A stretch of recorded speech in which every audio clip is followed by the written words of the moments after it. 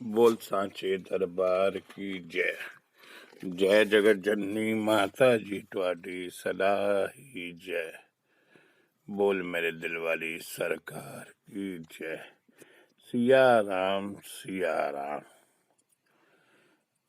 अंतर्यामी पुरख विधाते श्रद्धा मन की पूरे। अंतर्यामी पुरख विधाते श्रद्धा मन के पूरे। संगत जी, ये साखी इलाहाबाद की है। इलाहाबाद में एक पंडित शास्त्री जी के पाठ पूजा कराने वाले बहुत ही पवित्र और नेक ख्यालों के साधु संतों के पास आने वाले जाने वाले कुदरत की करनी इन लड़के का, जो कि शायद 15-16 वर्ष का रहा होगा, ऐसा बुखार आया जो 8 दिन तक उतरता ही नहीं था। डॉक्टरों और वैद्य की सब दवाइयां फेल हो गई। बच्चा निहायत कमजोर हो गया। खून की अधिक कमी हो गई। खाना पीना हजम नहीं होता था। जब डॉक्टरों ने जवाब दे दिया इसकी बीमारी हमारी समझ से बाहर है, तो उन्होंने किसी से भगत मुक्तामल जी का, जो ब्राह्मण साधु संत की सेवा करते थे, उनके पास भेज दिया। जब वो गए उस समय उनके पास भगत मुक्तामल जी के पुत्र श्री मदन लाल जी बैठे हुए थे और पंडित जी ने बड़ी विनम्रता से विनती करी कि मैंने सुना है कि आपके गुरुदेव बहुत करनी वाले और दाता हैं।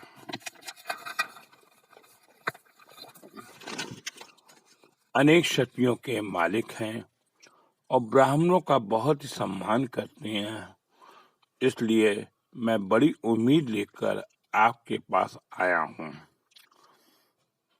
आप मेरी सहायता करो जिससे कि मेरा पुत्र राजी खुशी ठीक हो जाए। मैं आपका एहसान कभी नहीं भूलूंगा। उनकी दुख भरी बातें सुनकर श्री बुड्ढामल जी ने पास बैठे हुए अपने पुत्र श्री मदन लाल जी को कहा कि ब्राह्मण देवता के रूप में हैं, कुछ करो।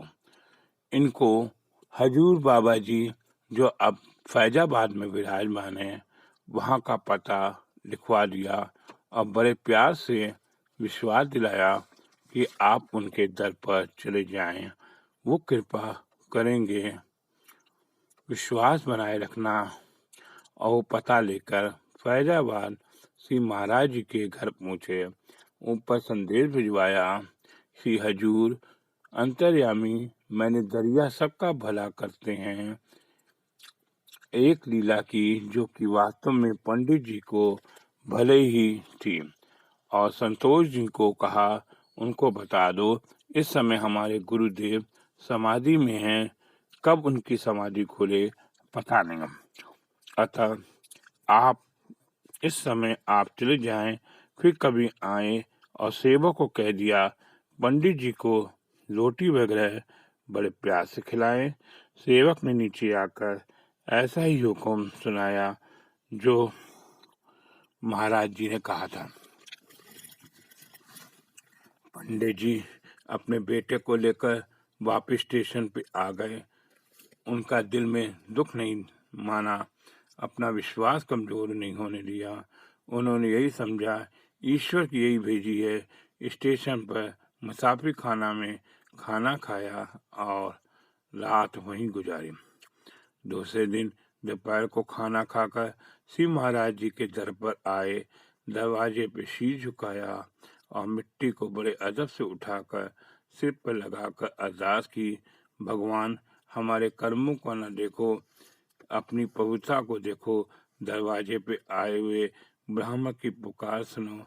मैं बड़ी आस लेकर आपके दर पर आया हूँ और आपके सेवकों ने भेजा है। मन में इस तरह अरदास कर फिर ऊपर संदेशा भिजवाया। सेवक ने फिर ऊपर जाकर संदेशा दिया। महाराज जी ने फिर फरमाया, उनसे कहो फिर कभी आए। साथ में श्री हजूर जी ने सेवादार को हुक्म दिया, उनको भोजन करा दो। पर पंडित जी, उनका बड़ा बेटा, स्टेशन पे ही रोटी खाकर आए थे। पंडित जी ने इस बार अपने विश्वास को कमजोर नहीं होने दिया। सोचा ईश्वर की ही मर्जी है। आस उम्मीद बनाए रखी। हुक्म बनाकर फिर स्टेशन आ गए और प्रतीक्षालय में कपड़ा बिछाकर बैठ गए और ईश्वर का जाप करने लगे।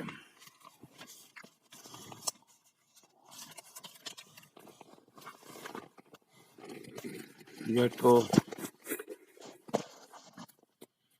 ईश्वर का जाप करने लगे। ये तो मैं जानता हूँ, पर तुम्हारे मुंह से सुनना नहीं चाहता। तो पंडित जी बोले, इसको 8 दिन से बुखार चढ़ता है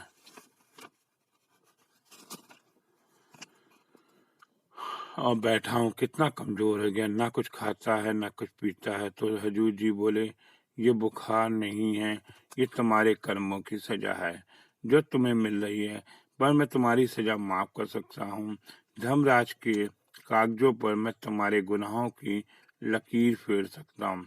तुम जिस दिन इलाहाबाद से मेरी ओर चले थे, बुखार तो मैंने उसी समय खत्म कर दिया था। अब बुखार नहीं चढ़ेगा, पर कुछ दवाई मत लेना। घर जाकर इसको गाय का दूध पिलाना, जितना पी सके, और बुखार में अब इसको नहीं होगा। और यथाशक्ति भजन पूजन दान करना, दुखी जरूरतमंद की सेवा करना, और घर जाकर मेरे सेवकों को बड़े प्यार से आशीर्वाद देना। जो आया दरबार में वो खाली न गया। श्री हजूर जी फरमाते हैं कि फकीर क्या होता है, चाहे कर्मों का लेखा चौका एक क्षण में मिलता है, वो कलम का हाकिम होता है। किस चीज की कमी है दाता तेरे घर पे, रहमत के चल रहे हैं दरिया तेरी गली में। मेरे हसी हजूर फैजाबाद में विराजमान है, संगत दर्शनों के लिए आती है हजूर। सवालियों पर कृपा करी। उन दिनों इलाहाबाद के भगत बुड्ढा मल जी, जो कि मदन लाल जी के पिताजी थे, श्री हजूर की के दर्शन करने आए। उनके साथ साथ एक सरदार जी भी आए। उन्होंने श्री हजूर जी को नमस्कार किया। नाश्ता पानी कराने के बाद महाराज जी उनसे आने के कारण पूछा, तो बुड्ढा जी मल जी ने हजूर के आगे सरदार जी को पेश किया। कहा कि इसकी लड़की, जो कि इलाहाबाद में के साथ ही लाए थे, जिसका नाम स्वर्ण कौर है, मिर्गी के दौरे पड़ते हैं। बहुत पैसा खर्च कर दिया है, कई टोटके कराए पर कोई फायदा नहीं हुआ। ये कन्याधन है, जब तक ये ठीक नहीं होगी इसकी शादी कैसे होगी। ये मेरे मित्र हैं, मेरे से आपकी महिमा सुनकर आपके पास चले आए हैं। इन पर कृपा दृष्टि कीजिए, इनका दुख हर दूर हो जाए। श्री बुड्ढा मल जी श्री हजूर जी को बहुत प्यार करते थे और हजूर जी उनका कृपा इन पर विश्वास था। अगर श्री हजूर जी की मेहरबानी घर पे आ जाए तो पुरानी से पुरानी बीमारी का कमजोर बन जाती है, जिस पर कोई दवाई अंतर नहीं आती। श्री हजूर जी की एक नज़र ही उनको ठीक कर सकती है। इस दर पर तो कोई कोड़ी मोहताज भी, यहाँ तक कि कैंसरग्रस्त रोगी भी ठीक होते हैं। इसी उम्मीद से विश्वास करके इलाहाबाद के सरदार जी के साथ लाए। श्री हजूर जी मेहरबानी करने के फरमाया, ए बुड्ढा मल, सरदार तेरा दोस्त बाहर से है तो शरीफ है, पर अंदर से इसका विचार ठीक नहीं है। इसके प्रत्येक कर्मों को मैं जानता हूँ, तो इसको साथ लाया है, पर इसके पापों की लेखा जोखा मेरे पास है। सबसे पहले ये अपनी पत्नी को बहुत दुखी रखता है। वे औरत इसलिए दुखी होती है कि सरदार अपनी पतिता होते हुए भी बाहर से बुरी नजर रखता है। मैं पूरा पर्दा नहीं खोलता, मैं शरीफों के संगत को बैठने लायक नहीं हूँ। इसका मन नजर साफ नहीं है। पहले इसको कह दो जितने घंटे मेरे घर पे रहे, अपना मन और आँख साफ कर ले। मेरे दर्शन के संगत की बचियां लड़कियां आती हैं, अगर इसने गंदी नजर डाली तो इसे मैं अंधा कर दूंगा। ये जो लड़की बीमार है, इसके पापों का फल है, जिसको मैं पूरा जानता हूँ। मेरे पास कुछ छुपा नहीं है, पूरी तरह से इसको इसलिए नहीं खोल रहा हूँ कि इसकी लड़की पास बैठी है। अब इसकी लड़की की बीमारी की बात सुन सुन तुम घर में जाकर मेरे पास आने की तैयारी कर रहे थे, तो मेरी महिमा इसको बना रही थी। उस समय पूर्ण रूप से तुम दोनों के पास बैठा था। जहां तक कोई मेरा सिफत करता है, सच्चे मन से मेरी मेरी बात करता है, तो मेरी ताकत उसकी उसी समय उसका फल भी दे देती है। फिर भी जी मेरी कृपा में है, मेरे दर्शन को चला आता है। अगर मैं कृपा ना करूं तो उसके घर कभी नहीं चल सकता। मेरे दर्शन हर घर को नसीब नहीं हो सकते। जाके मस्तक क्रम पाए, सात शरण नानक थे आए। एक कहावत भी तो है, वो भी अजमेर जाते हैं जिनका ख्वाजा बुलाते हैं। इसलिए इसके दौरे बीमारी मैंने उसी समय ठीक कर दी है। इसके घर को समझा देना, ये बुरे कर्मों से परहेज करे, नेक बन के रहे, अपना मानुष जन्म न खराब करे। रुपए पैसे का अभिमान बुरे कर्मों में पड़ जाता है। अगर इसने मेरा वचन न माना, ये तबाह हो जाएगा। जब जाओ, मैंने तुम्हारा काम कर दिया है। बुड्ढा जी मल मेरे पास सोच समझ कर सवारी लाया करो।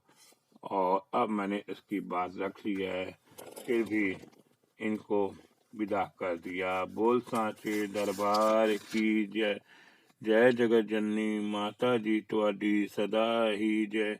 बोल मेरे दिलवाली सरकार की जी जय। सिया राम। अगला अंक संगत जी इसका दूसरे दिन बोला जाएगा। बोल सांचे दरबार की जय। जय जगत जननी माता जी तुम्हारी सदा ही जय। सिया राम सिया राम।